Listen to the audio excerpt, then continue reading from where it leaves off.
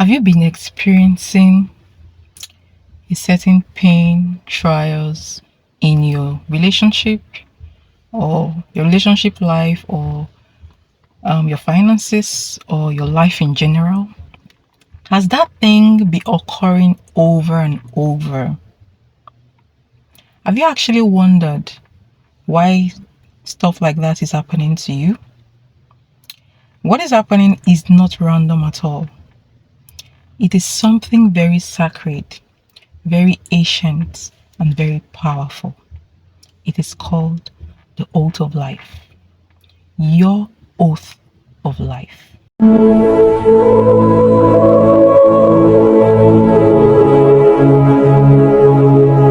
Hi everyone, this is Angelic Spring again, back in your screen.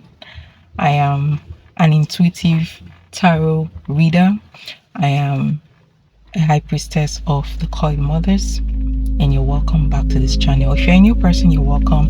If you are not a subscriber, you're welcome. All right, consider subscribing to this channel. Now, before I start this video, I want to give thanks to my divine celestial spirits. I want to give thanks to my Coil Mothers who gave me this knowledge. I want to also give thanks to one of my spirit guides, Olokun. It was the one who actually told me to actually release this video because I wanted to just not talk about it. Okay, now, what is your oath of life? Your oath of life is that contract you made before you came into this lifetime. It is that agreement, okay? Your higher self, your Ori, your Chi made before you came into this incarnation. And it is very, very powerful. Your oath of life determines how you're going to live your life in this lifetime. How you're going to live, the people you attract, and so on and so forth. Now, how does it happen? Now, you see, this video was actually put together piece by piece because at some point I was actually wondering about, the things that happened to me, my spirit guides, how I actually got them. Are they right for me? How I had that.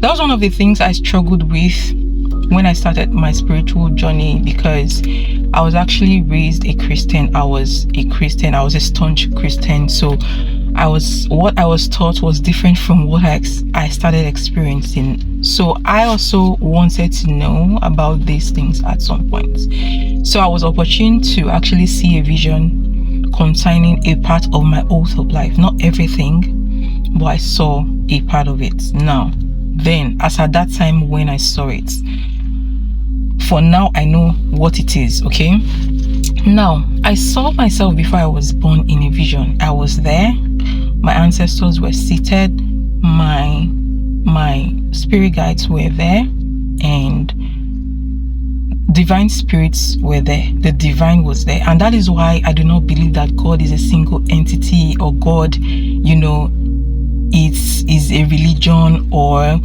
a race or a tribe. I do not believe that. But that's a story for another day. I'm going to talk about that based on what I've seen in my vision. God is not a single entity, but let's not talk about that. Let's not digress. Okay, so I was there before I was born. I saw myself before I was born, and they were actually deciding which spirit guides will be attached to me, and God was there. God allowed it. And that is why most times when you have a call to do something, God supports it, because that is how you're supposed to be. God was there when everything happened. Okay, so the divine was there, my spirit guides were there, my ancestors were there, and I was there. And they said something which I'm not going to say in this video, right? But after it was decided which spirit guide will come with me, I saw myself. I was born, and then when I was born, a spirit guide was like, I saw myself when I was carried in a shore, and there was a spirit guide in that shore that came as a newborn baby with me as well, like my personal guide. Okay, so yes, that is how your oath is being decided, you will be there, your higher self will be there, your ancestors will be there, your spirit guides, the spirit guides that will be attached to you will be there, and the divine will be there. And then after they have decided what you're going to be, who you're going to be, you will now be born. Do you understand? So that is it. Now, your oath of life is what determines your life path, like your purpose in life, what you're going to do when you come into this incarnation. It is what determines your bonds, okay? Your family, the family you're going to be born into, the friends you're going to attract, the relationship partners you're going to attract, your bond with spirit guides as well is going to determine which bond you're going to attract, okay? Your oath of life also involves your taboos. Now, a lot of you don't know this, but each souls have a taboo. Each of you have a taboo. It's part of your oath of life, something you should not be doing, okay? And when you do that without knowing, whether you know, whether you don't know, you do it, you will get punished. You will start having blockages, you will start having different type of problems, but you will not know that it is because you did something you were not supposed to do that goes contrary to your oath of life. Now, it is a sin. Personally, I consider it as a sin to not know your oath of life, because if you do not know your oath of life, you start walking like a blind person that has no direction, okay? Yes, because you will not know what you're supposed to do in this lifetime. You will not know anything. You will just be going, or whatever, wherever, you find yourself. Now, in some cultures, a few cultures in my country, not even my own culture, okay, but I know of a culture in my country that when a child is born, they actually determine that child's oath of life, and they start molding the child. If there's going to be a problem on the way, that is when they will remove that problem. That is when things will be easier to solve. Problems will be easier to solve, okay?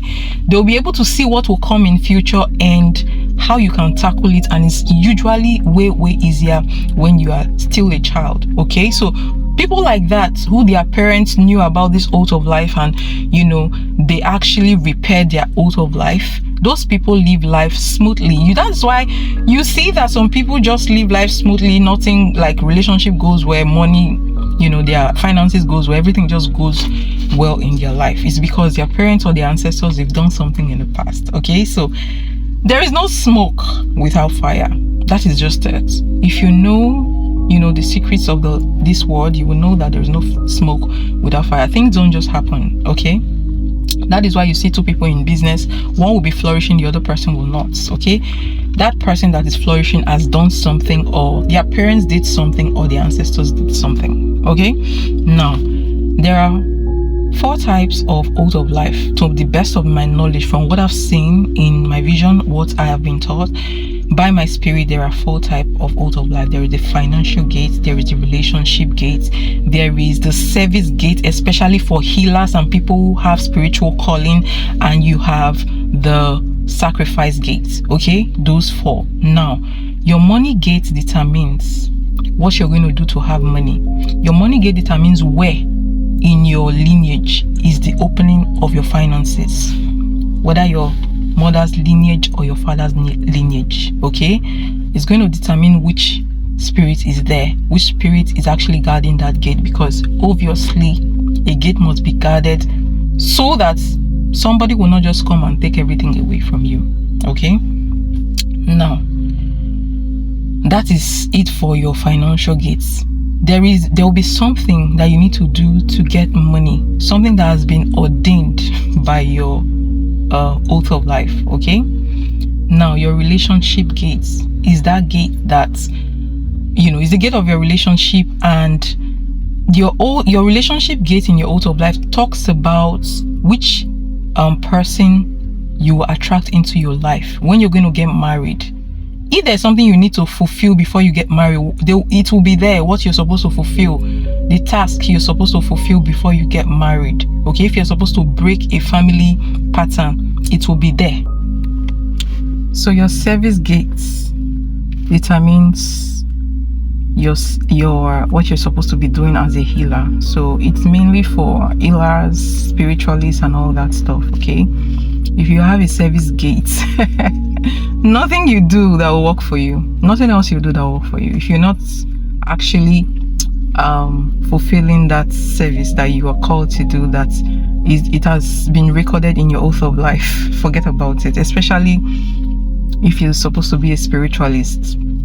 You know, I'm going to talk about these gates in a broad sense, little by little. This topic is a very big topic, but if you have a service gate, then you're supposed to fulfill something as a healer, as a spiritualist. If you're a spiritualist, there is something you're supposed to be, like there is a type of spiritualist you're supposed to be. All those have been recorded in your oath of life. Okay, only when you know your oath of life that you know all these things, all these informations about you. You know why some certain things have been happening to you. Okay, so you have the last one, which is your sacrifice gates.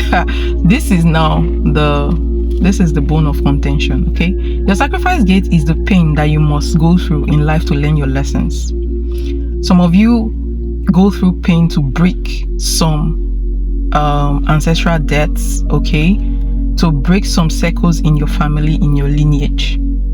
If that thing keeps happening over and over, then you've not learned a lesson. It's going to keep happening until you learn your lesson. Okay, and most times if you're a spiritualist and you have, you know, there's a sacrifice, there's always a sacrifice gate. Okay, once you pass your test, you ascend into the next level. Okay, you start getting your gifts, your roads start opening. Okay, so yes, that is how it is. So you must learn your lesson. Some people have a service gate of doing healing, doing good, and arising from their pain, while some people have a service gate of bringing pain. Some people have been in their oath of life. They are people in their oath of life. It has been written that they will be bad. If you check their ancestral history, you will see that their ancestors have been bad. So they came with that same oath of life. So that's why some people don't just bother changing people, because it's what they are meant to be in this lifetime. Okay, so I will come back and talk, you know, about each of these gates, all right, in a broad sense, little by little, guys. So your oath of life is not a punishment, is not a cage. It is a map for how you live your life. If you actually follow that map, everything will go smoothly for you. Okay, so you're going to decide whether you want to fight it or whether you want to keep it, because when you fight it, everything gets blocked. You cannot run faster than your shadows. You can't run faster than your shadows. Okay, so this is what I have for you today. Please comment down below and let me know if that resonates with you. If there is any topic you want me to talk about, please let me know. If you want to reach out to me, you want to book a private reading, you want to book a consultation, you want to know your oath of life, you can reach out to me, and I'm going to put link to book, you know, for you to book all those things, private reading and all that. If you want to talk to me first, I'm going to put the link on, okay, the link of my business WhatsApp page, so that you can actually reach me, okay, or contact me. All right, so guys, please don't forget to like, share, and subscribe. Okay, this is a very important topic, and I hope it gets to the people that need this knowledge. Okay, so thank you so much for coming, and see you next in my next video. Okay, all right, bye.